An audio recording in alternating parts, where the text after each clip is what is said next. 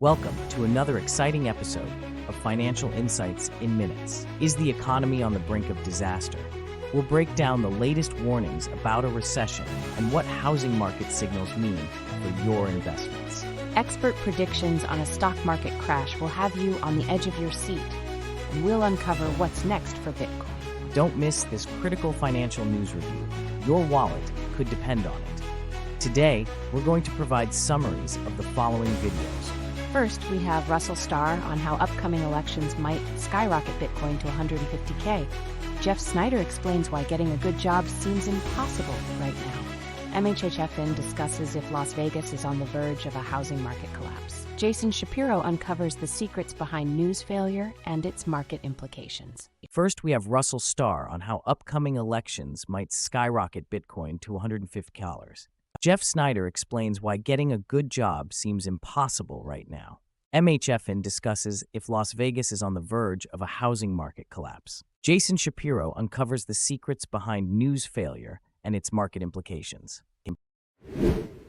Welcome to the David Lynn Show on YouTube. Today's topic is hotter than a jalapeno, how the upcoming elections might catapult Bitcoin to extraordinary new heights. Our guest, Russell Starr, former CEO and head of capital markets at DeFi Technologies, shares some electrifying insights. Ready for a wild ride through the world of crypto? Absolutely. Russell's predictions are nothing short of mind-blowing. With his extensive experience in capital markets, he believes Bitcoin could skyrocket to a staggering $150,000 by election day. Intrigued? You should be. All right, let's dive right in. What's Russell's main thesis here? Are we really talking $150,000 for Bitcoin? Yes, we are. Russell believes that political dynamics, especially a Trump victory, could send Bitcoin soaring. He argues that Trump's pro-crypto stance and policies aiming for a weaker U.S. dollar could drive Bitcoin to that jaw-dropping $150,000 mark. So, what's the deal with the election's impact on Bitcoin? How do politics stir this pot? Great question. Russell notes that Bitcoin often reacts to political turmoil. Remember the boost it got after that assassination attempt on Trump? He suggests that Trump's platform, which favors crypto and a weak dollar, could push Bitcoin prices north of $100,000. Interesting. Now, Trump was once anti-Bitcoin, right?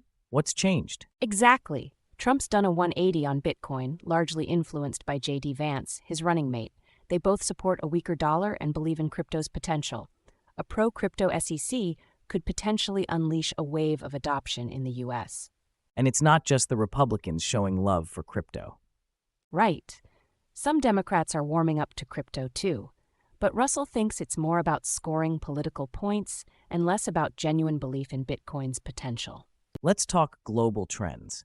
How's the rest of the world fitting into this crypto puzzle? Well, countries like Saudi Arabia and China are considering settling commodities in Bitcoin.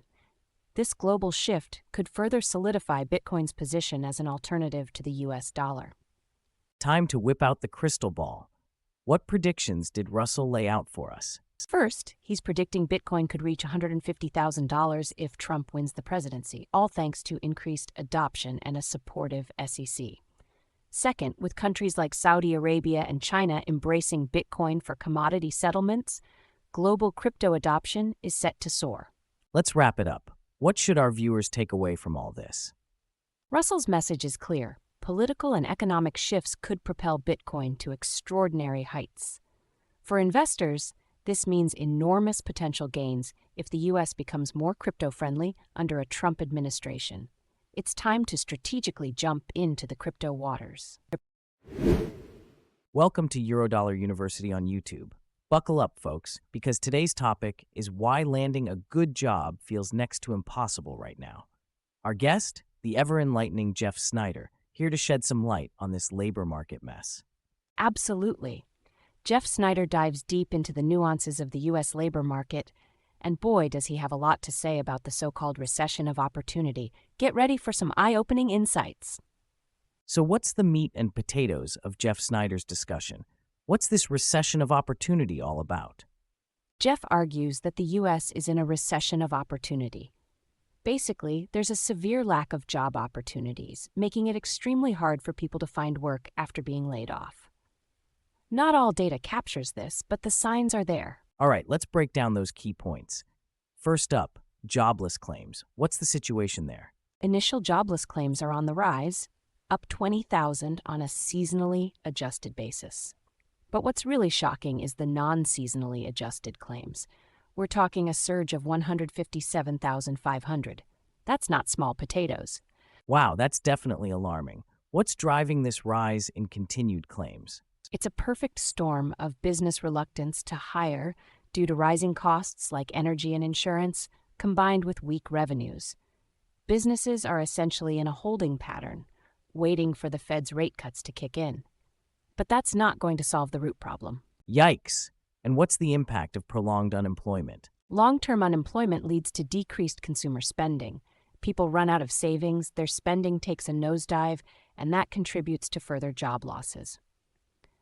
It's a vicious cycle that's hard to break. So what's Jeff's crystal ball saying about future rate cuts and the overall economic outlook? Well, Jeff expects the Fed to start cutting rates soon, but he's not optimistic. He thinks these cuts won't provide the hoped-for relief. Instead, we'd see a series of successive cuts as unemployment continues to rise, pushing us closer to a full-blown recession. Not a happy forecast. Wrapping up, what's the big takeaway from Jeff's analysis? Jeff emphasizes that the lack of opportunity in the labor market is so severe that even Federal Reserve officials are starting to worry. He forecasts continued economic hardships and advises caution, especially for those banking on a quick recovery via rate cuts. Buckle up for more turbulence ahead. Welcome to MHFin on YouTube. Today's intriguing topic: could Las Vegas be on the brink of another housing market collapse? Our insightful analyst MHFin dives into the data and history to figure it out. Absolutely, and it's a riveting analysis. MHFin paints a vivid picture of the Vegas housing landscape, comparing it to the 2007-2008 crash and analyzing current trends. Buckle up, folks.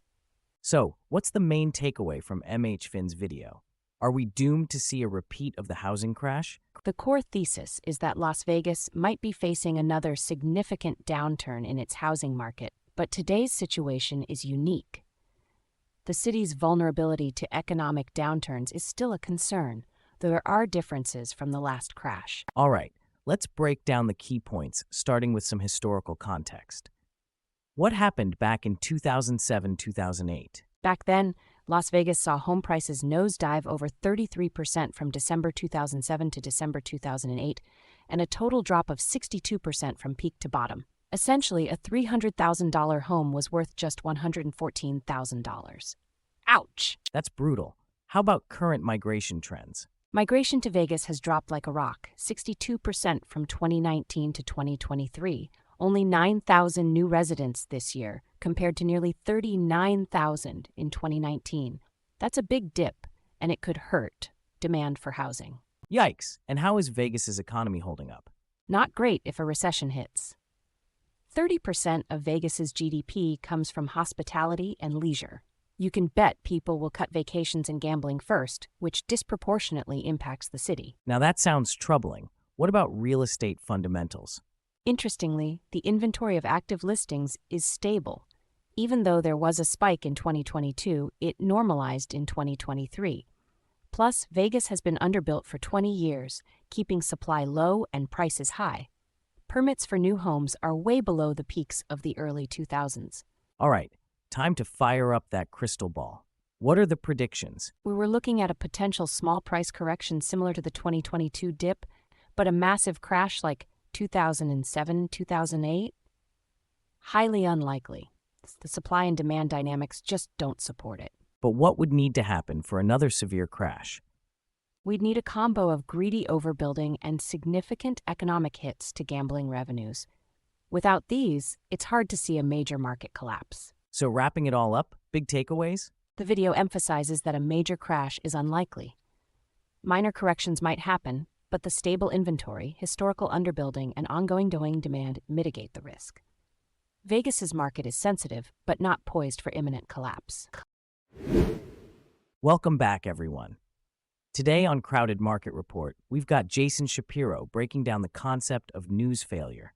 Get ready to understand how the market can pull a Houdini and why it's crucial for traders. That's right. Jason dives deep into what he calls news failure, where the market does the exact opposite of what you'd expect based on news.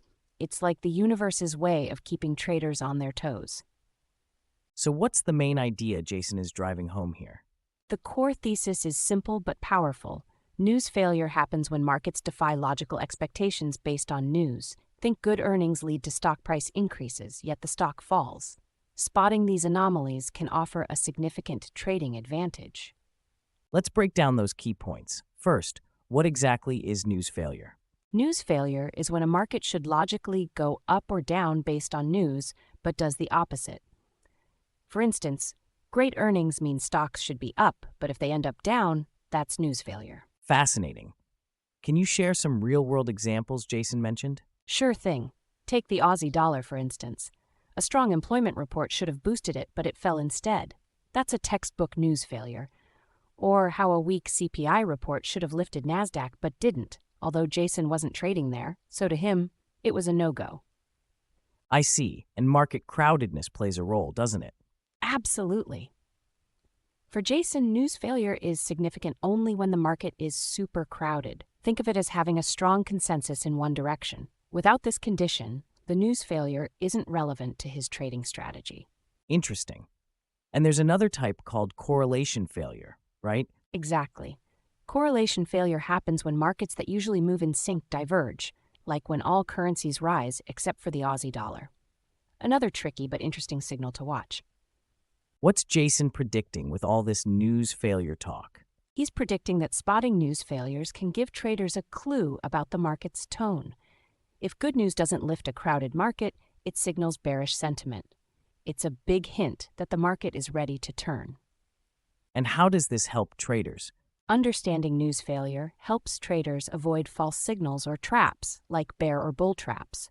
It's an advanced tactic that, when used correctly, gives a more accurate read on the market. All right, let's wrap this up. What are the big takeaways from Jason's insights? Jason's key message is that news failure, when glaringly obvious, can be a powerful tool for traders. But it's crucial not to overinterpret. Always align with market conditions like crowdedness to make these insights actionable. It's about navigating the market's unpredictable nature with a sharper edge.